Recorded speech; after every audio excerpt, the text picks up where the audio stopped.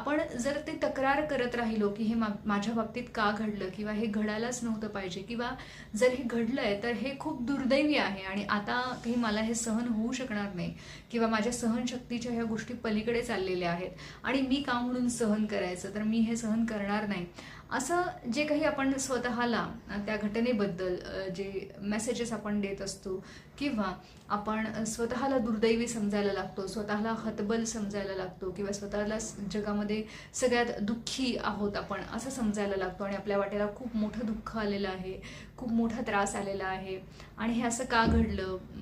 कसं कारण काय, हे घडायलाच नको होतं वगैरे वगैरे. तर अशा अर्थाची जी जी वाक्य आपण स्वतःला बोलतो आणि त्याच्यामुळे आपलं दुःख किंवा आपला त्रास, आपला स्ट्रेस, ताण हा वाढत राहतो. तर तिथे आपण जर स्वतःला म्हणालो की हरकत नाही, हे दोन शब्द जे आहेत ना